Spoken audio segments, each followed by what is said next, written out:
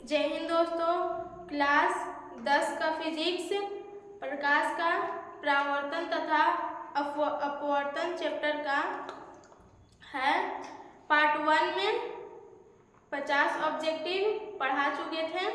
अब देखिए पार्ट 2 है, यहाँ 50 ऑब्जेक्टिव पढ़ाएंगे। यहाँ देखिए क्वेश्चन नंबर 50 है। उत्तल लेंस में जब बीम फोकस एवं लेंस के बीच रखी जाती है तब प्रतिबिंब बनता है। ऑप्शन देखिए, ए में है काल्पनिक और सीधा, बी में है काल्पनिक और उल्टा, सी में है वास्तविक और उल्टा, डी में है वास्तविक और सीधा। तो क्वेश्चन 50 का राइट आंसर हो जाएगा काल्पनिक और सीधा, option number A. Next question देखिए, क्वेश्चन नंबर 51 है। जब कोई वस्तु अनंत पर रहता है तो उत्तल लेंस द्वारा उसका प्रतिबिंब बनता है।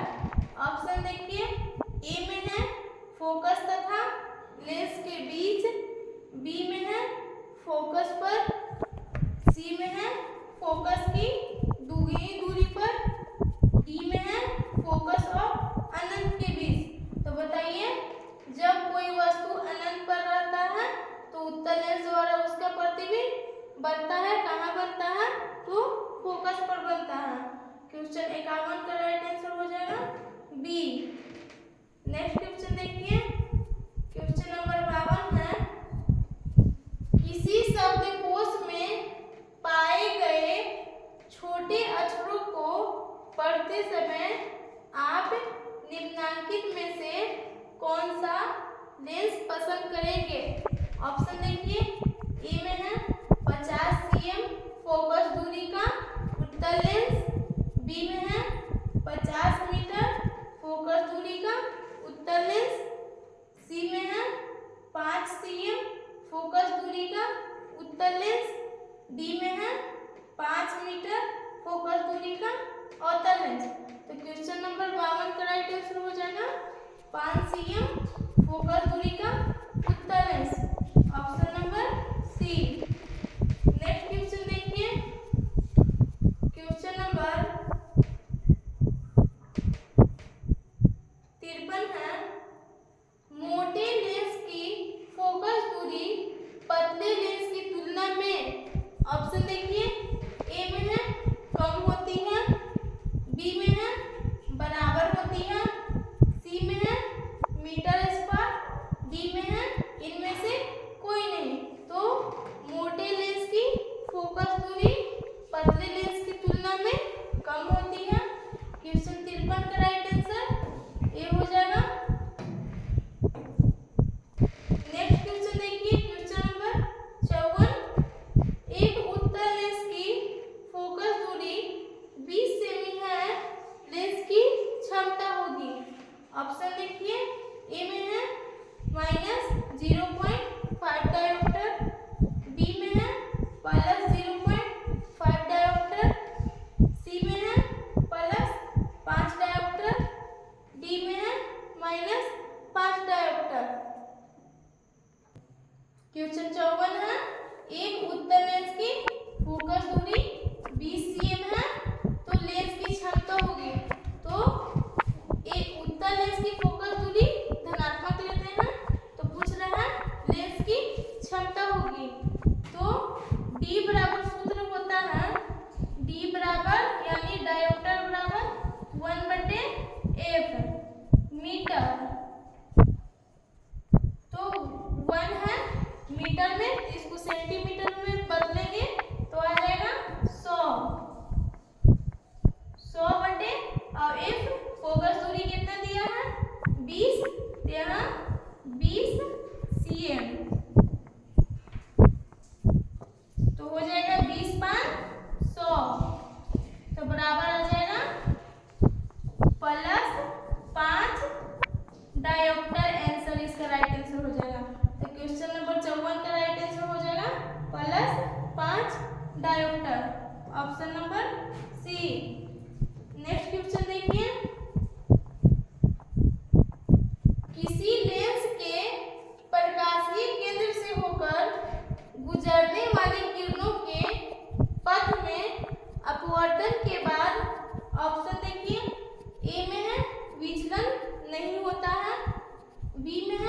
विचलन होता है।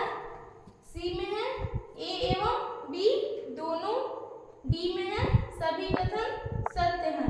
तो किसी लेंस के प्रकाशीय केंद्र से होकर गुजरने वाली किरणों के पथ में अपवर्तन के बाद विचलन नहीं होता है।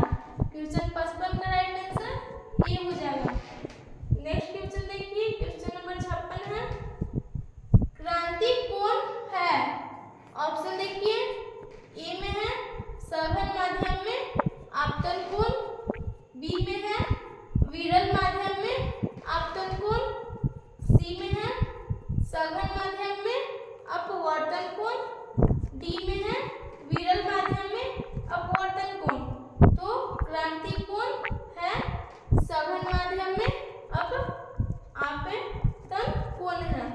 क्वेश्चन 56 का राइट आंसर ए हो जाएगा।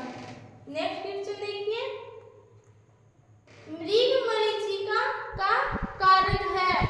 ऑप्शन देखिए, ए में है पूर्ण आंतरिक परावर्तन, बी में है परावर्तन, सी में है अपवर्तन, डी में है पहले अपवर्तन और बाद में पूर्ण आंतरिक परावर्तन। तो मृगमरीचिका का क्या कारण है? पहले अपवर्तन और बाद में पूर्ण आंतरिक परावर्तन। क्वेश्चन 57 का राइट आंसर डी हो जाएगा। नेक्स्ट क्वेश्चन देखिए, प्रकाशिक माध्यम कितने प्रकार के होते हैं? ऑप्शन देखिए, ए में है 2 प्रकार के, बी में है 3 प्रकार के, सी में है 1 प्रकार के, डी में है इनमें से कोई नहीं। तो प्रकाशीय माध्यम कितने प्रकार के होते हैं? 2 प्रकार के होते हैं। क्वेश्चन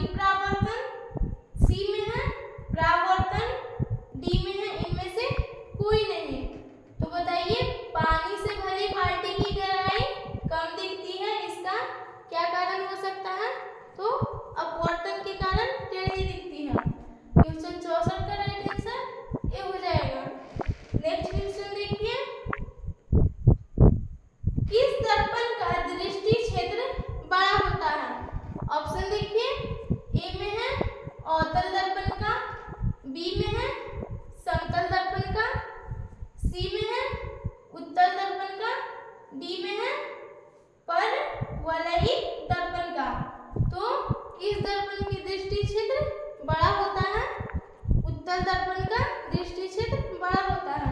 क्वेश्चन 65 का राइट आंसर सी हो जाएगा। नेक्स्ट क्वेश्चन देखिए, आवर्धन का ऋणात्मक मान बतलाता है कि ऑप्शन देखिए, ए में है वस्तु के सापेक्ष प्रतिबिंब उल्टा है, बी में देखिए वस्तु के सापेक्ष प्रतिबिंब सीधा है, सी में है वस्तु से प्रतिबिंब छोटा है, डी में है वस्तु से प्रतिबिंब बड़ा है।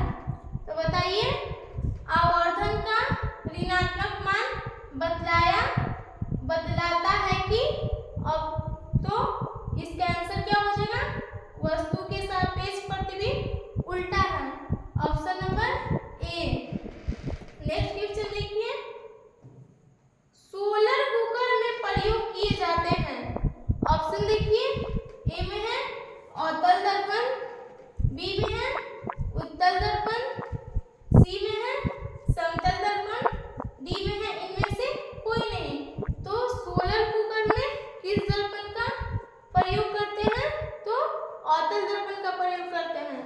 क्वेश्चन 67 का राइट आंसर ए हो जाएगा। नेक्स्ट क्वेश्चन देखिए, जिस माध्यम का अपवर्तनांक अधिक है यह कम अपवर्तनांक वाले माध्यम की तुलना में, ऑप्शन देखिए, ए में है प्रकाशिक सघन है, बी में है प्रकाशिक विरल है, सी में है पहले माध्यम का घनत्व अधिक है, डी में है दूसरे माध्यम का घनत्व कम है। तो क्वेश्चन नंबर 68 का राइट आंसर हो जाएगा प्रकाशीय सघन है, option number A. Next question देखिए, क्वेश्चन 69 है, पानी में प्रकाश का वेग cw तथा कांच में प्रकाश का वेग cg होता है। तो ऑप्शन देखिए, ए में है cw बराबर cg, बी में है cw cg से छोटा है, सी में है cw cg से बड़ा है, डी में है cw बराबर 2cg। तो क्वेश्चन नंबर 69 का राइट आंसर हो जाएगा बी, cw cg से छोटा है, option number B. Next question देखिए, किसी माध्यम का अपवर्तनांक म्यू और इसमें प्रकाश का वेग होता है, ऑप्शन देखिए, ए में है म्यू सी बराबर स्थिरांक, बी में है म्यू टी सी बराबर म्यू टू सी बराबर स्थिरांक, सी में है म्यू बटे सी बराबर स्थिरांक, डी में है म्यू बराबर सी। तो क्वेश्चन नंबर 70 का राइट आंसर हो जाएगा ए, म्यू सी बराबर स्थिरांक, option number A. Next question देखिए, निम्नलिखित में से प्रकाशिक माध्यम कौन है, ऑप्शन देखिए, ए में है लकड़ी, बी में है शीशा, सी में है लोहा, डी में है तांबा। तो निम्नलिखित में से प्रकाशिक माध्यम कौन है, तो शीशा है। क्वेश्चन 71 का राइट आंसर बी हो जाएगा। नेक्स्ट क्वेश्चन देखिए, क्वेश्चन नंबर 72 है, गोलीय दर्पण की फोकस दूरी उसकी वक्रता त्रिज्या की, ऑप्शन देखिए, ए में है आधी होती है, बी में है दुगनी होती है, सी में है चौगुनी होती है, डी में है इनमें से कोई नहीं। तो बताइए गोलीय दर्पण की फोकस दूरी वक्रता त्रिज्या की क्या होती है, तो आधी होती है। क्वेश्चन 72 का राइट आंसर ए हो जाएगा। नेक्स्ट क्वेश्चन देखिए, अगर वायु में प्रकाश का वेग c है तथा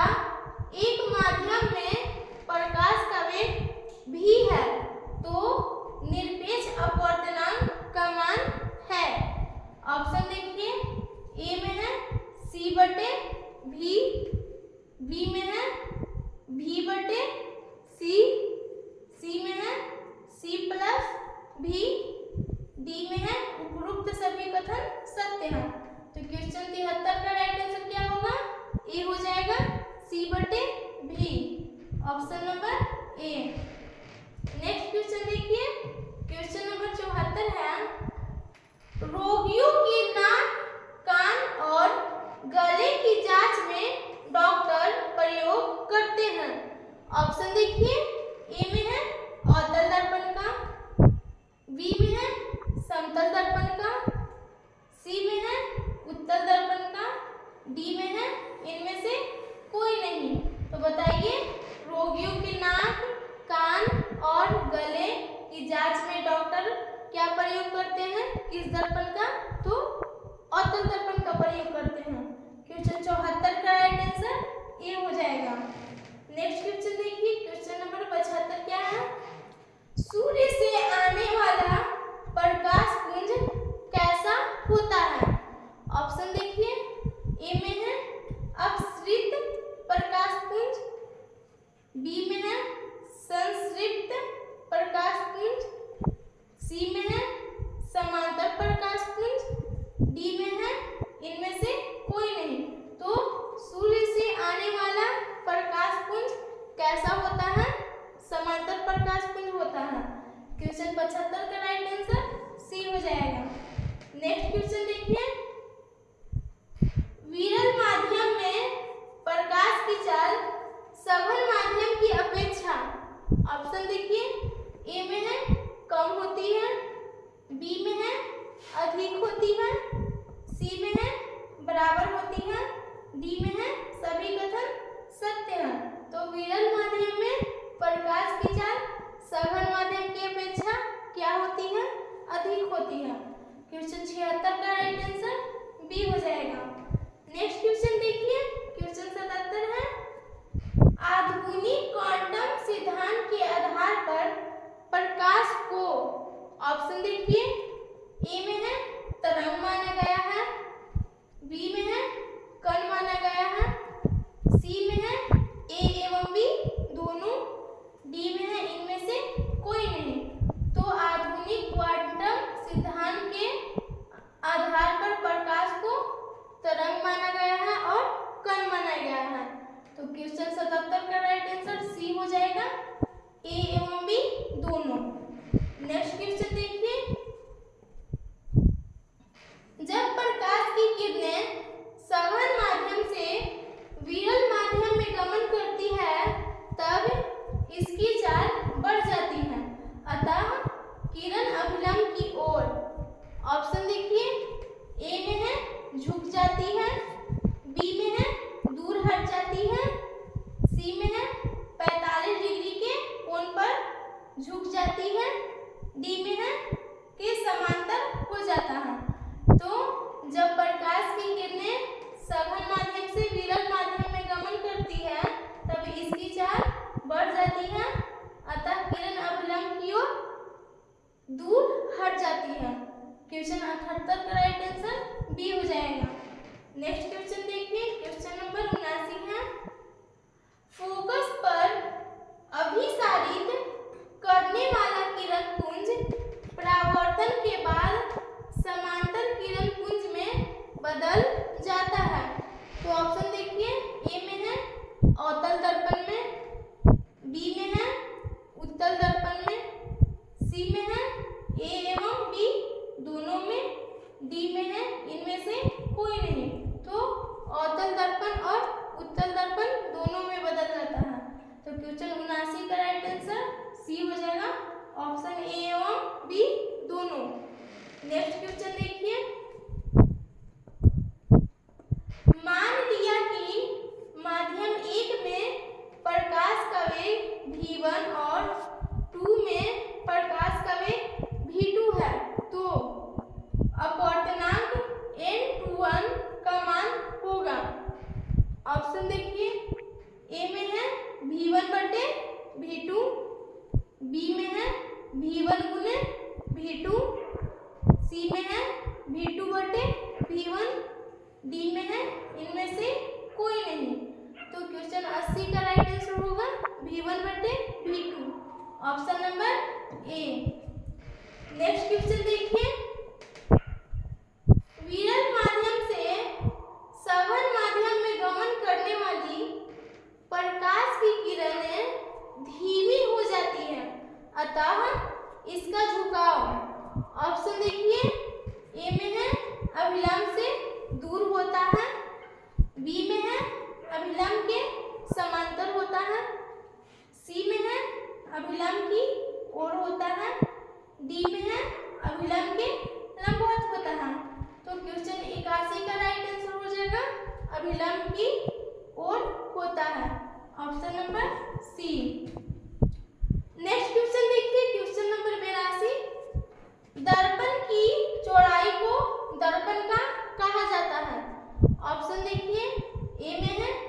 फोकस, बी में है द्वारक, सी में है ध्रुव, डी में है इनमें से कोई नहीं।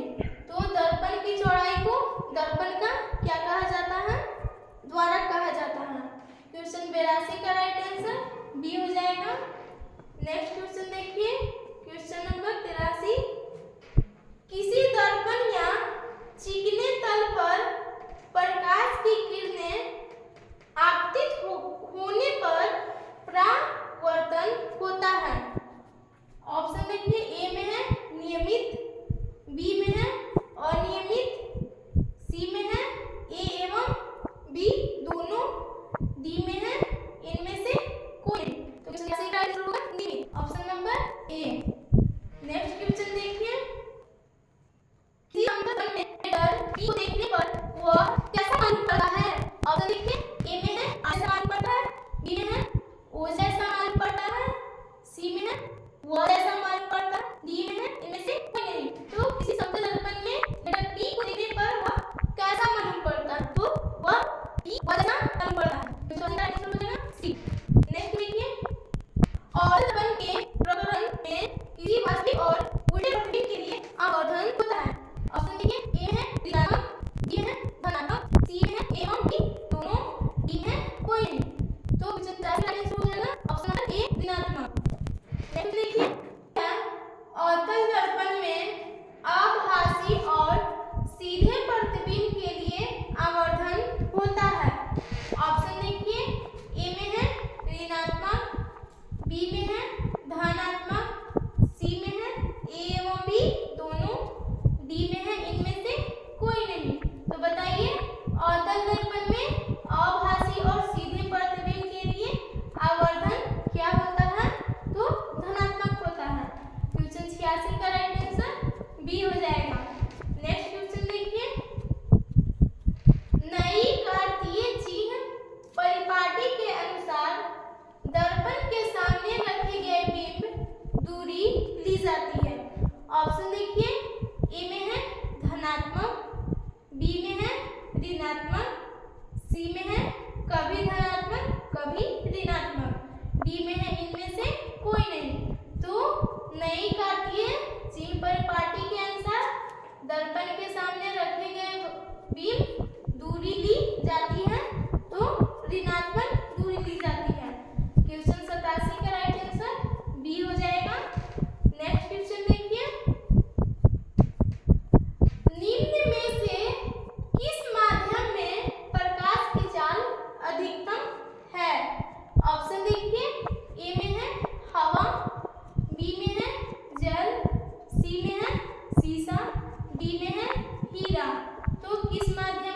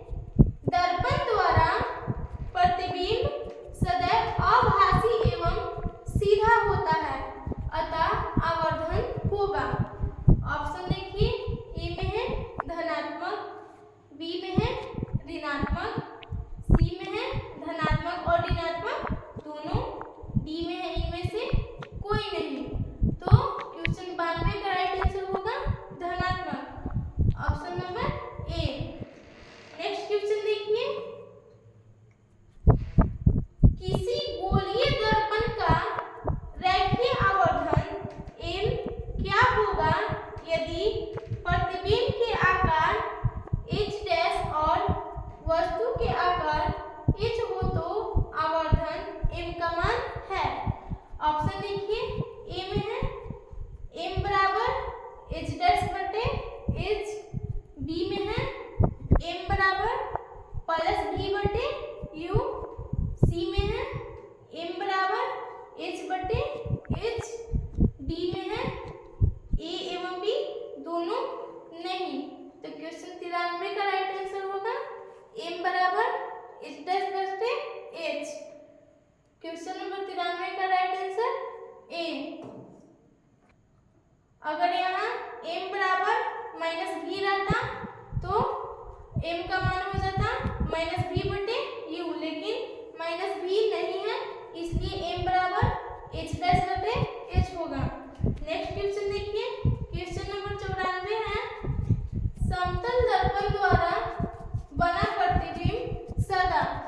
ऑप्शन देखिए, ए में है वास्तविक है, बी में है आभासी और सीधा है, सी में है वास्तविक और सीधा है, डी में है आभासी और उल्टा है। तो समतल दर्पण द्वारा बना प्रतिबिंब सदा आभासी और सीधा होता है। क्वेश्चन 94 का राइट आंसर बी हो जाएगा। नेक्स्ट क्वेश्चन देखिए, किस दर्पण का उपयोग सामान्यतः वाहनों का पश्च दृश्य दर्पणों के रूप में किया जाता है।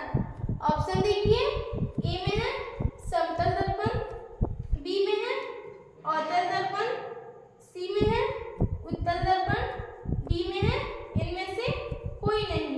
तो अवतल दर्पण का उपयोग वाहनों का पश्च दृश्य दर्पणों को रूप में किया जाता है। क्वेश्चन 95 का राइट आंसर हो जाएगा डी अवतल दर्पण। नेक्स्ट क्वेश्चन देखिए, किसी दर्पण से आप कितनी ही दूर पर खड़े हो आपका प्रतिबिंब सदैव सीधा प्रतीत होता है तो संभवतः दर्पण है। ऑप्शन देखिए, ए में है केवल समतल, बी में है केवल उत्तल, बी में है केवल अवतल, सी में है केवल उत्तल, डी में है या तो समतल अथवा उत्तल। तो क्वेश्चन 96 का राइट आंसर होगा या तो समतल अथवा उत्तल, option number D. Next question देखिए, क्वेश्चन नंबर 97 है दाढ़ी बनाने के लिए उपयुक्त गोलीय दर्पण में सीधा प्रतिबिंब प्राप्त करने के लिए चेहरे को रखना चाहिए। ऑप्शन देखिए, वक्रता केंद्र पर, वक्रता केंद्र के बाहर, वक्रता केंद्र और मुख्य फोकस के बीच, इनमें से कोई नहीं। तो क्वेश्चन नंबर 97 का राइट आंसर हो जाएगा इनमें से कोई नहीं, option number D. Next question देखिए, क्वेश्चन नंबर 98 है वास्तविक वस्तु का हमेशा सीधा प्रतिबिंब बनाने वाला दर्पण होता है। ऑप्शन देखिए, ए में है समतल उत्तल, बी में है समतल अवतल, सी में है उत्तल अवतल, डी में है समतल उत्तल अवतल। तो वास्तविक वस्तु का हमेशा सीधा प्रतिबिंब बनाने वाला दर्पण कौन होता है? तो समतल दर्पण और उत्तल दर्पण होता है। क्वेश्चन 98 का राइट आंसर ये हो जाएगा। नेक्स्ट क्वेश्चन देखिए, वास्तविक प्रतिबिंब की प्रकृति कैसी होती है? ऑप्शन देखिए, ए में है सीधा, बी में है उल्टा, सी में है सीधा और उल्टा दोनों, डी में है इनमें से कोई नहीं। तो वास्तविक प्रतिबिंब की प्रकृति कैसी होती है? तो उल्टा होता है। क्वेश्चन 99 का राइट आंसर बी हो जाएगा। नेक्स्ट क्वेश्चन देखिए, क्वेश्चन नंबर 100 है 20 सेमी फोकस दूरी वाले